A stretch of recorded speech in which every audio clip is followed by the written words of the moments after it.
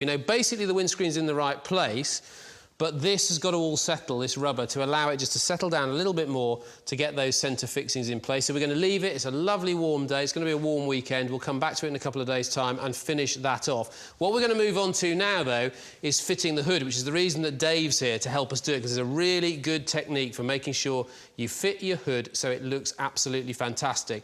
And it starts with having to use these templates. Now, this template is specifically for this side, and if you lay it on here to follow the curve of the car, and this line follows the line of this bead, these 2 points here mark exactly where your lifter dot posts need to be. Now, these are the original ones from the original car. Well, they're not the original posts, but the original holes, and they're in the right position, so that's not a problem. You really need these templates, though, if you've changed body panels like these outer rear wings, like we have in a complete restoration, because we've now got to drill these for the lifter dot posts, but also for this little bracket here, which will fit on there as a hook. Done that already with 3mm holes. These are 5mm holes for the lifter dot posts. That can then come off, and I'll pop rivet this on. We'll get all the fixings on so we're ready, because then we can move on to putting on the hood frame itself. So, a little bit of pop riveting.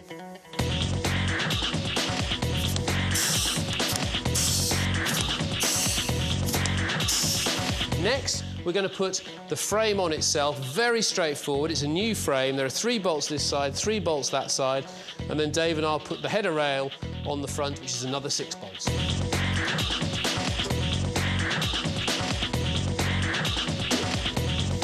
Right, that's the frame done. It's fitting this, the brand new mohair hood, that is going to be the tricky bit, or is the bit that every soft-top owner dreads, isn't it, Dave? Yes, I've heard that. It's not such a frightful prospect. You reckon this technique will work? It works because it gives you the opportunity of adjusting it if you're not happy, so it gives you a second chance. OK, excellent. Well, I am now your assistant, so there is your hood. You tell me what you want me to do. The back rail, so-called, goes in at the very first off. Keep going a little bit until I reach a point here where I can get it to tuck back. So we now lift the whole hood up. Right. Put the teardrops in and then pull it forward so it's all OK. Now we take this hook and insert it into the socket at the front. That's the plate that I put on, yeah? That's the plate you just so neatly fitted. And then go round and put all these sockets onto their posts, not necessarily one after the other, missing one out, so that they just find their own level. And now they're all neatly fitted and securely fitted down onto the new posts. So that's the back. Yes. Then what about the front? The front, we're going to pull that up and fix these outside pieces first. So we'll just lift the frame up a little bit. You'll find underneath here this 1-inch flap, which is designed to tell you exactly where to fit the hood on the header rail by running it along the underside like that. You then fold the flap of the remainder over the top. How do you hold that in place? You have a seal retainer. Right. It fits neatly over the top and is secured either with pop rivets or screws. Now, if you want to do it with screws, it means you can take it off and refit it as many times as you want until you're really comfortable with the fit. And basically, that's all there is to it? Well, when you finish doing that, we have a seal which slots in here and then feed the top half in using a screwdriver all the way down until it's neatly secured, and then trim off any excess. You got that, Les? Yeah, word for word. Dave's got to go, you know that, don't you? Well, you remember half, I'll remember the other half. Yeah, well, no, come on, you can't sit there. You've got to come and do it. Thanks very much, Dave. You can go home now. Come on. Come on, come on, over there, take his place. Go. Leaves me and Les to work into the night to fix this hood. Got the chalk? Got the chalk? Yeah. Excellent. Got the chalk, we're sorted. So, what do you want to be? Noughts or crosses? Top left, cross. Here? Yeah. This could take a while, you know, because he's a very, very bad loser, aren't you, Les? Oh, yes. OK, because you see, you'll go probably there, and then I'd go there, and you'd by mistake go there, I'll go there, and look, I've won again! I've done it wrong again, haven't I? Oh, dear, oh, dear, oh, dear. Come on, we'll do it later. I'll teach you how to play. Got the chalk? Sorted!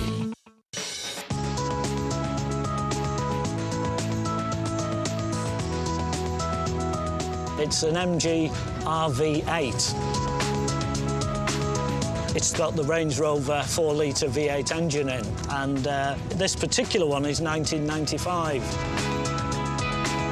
The basic structure is as per the MGB GT V8. It's got more updated suspension on it, so it does handle better than the old V8s, and also it's got quite hefty front brakes on it, so it's got ventilated discs. They were only made between 1993 and 1995 as a very limited edition, and they only made just less than 2,000, of which there were only 330-ish were sold in the UK.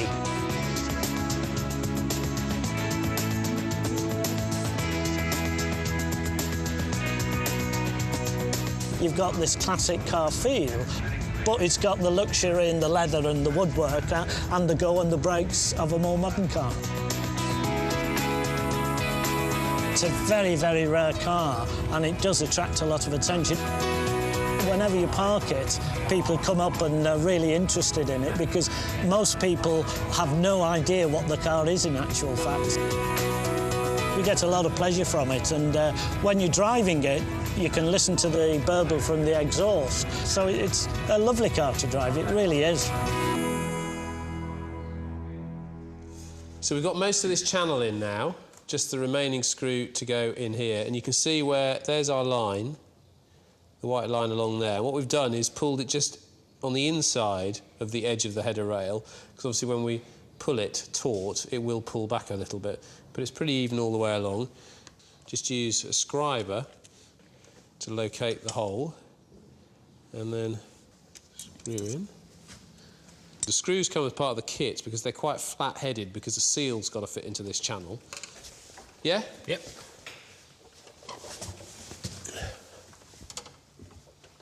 Just before we get right down, just make sure that back one's in. Yeah, that's right. Push this up. It's under some tension now, Les. Just let it run over the edge. Righty, that's in the right place. I'm in. You're in. Taut as a drum. Looking taut. It's gone better than I thought, I have to say. Couple of little creases in here, but I think some of that will settle out when it's had time to stretch a little bit. And what we'll do is leave this now for as long as possible, even a few days, and we might even mist it overnight to just dampen it a little bit to help it stretch before we finally fix the front of the hood to the top rail and put the seal on and the little blocks that space it off the windscreen. But so far, that is a pretty good job. So we'll leave that for a couple of days. On the interior, all that remains to be done is to finish off the dash, put the clocks in, the switchgear and that kind of thing, and then fit the whole of the interior upholstery that we haven't put in yet, which is basically all of this lot. It's not a huge job, but it will make a dramatic difference to the look of the car. But it's got to wait, because in the next programme, we're going to be working on the engine, putting on the cooling system, the fuel system, and the exhaust, and then hopefully, getting it running for the first time. We are so very near to an MG is born. We'll see you next time. Ooh, look at that.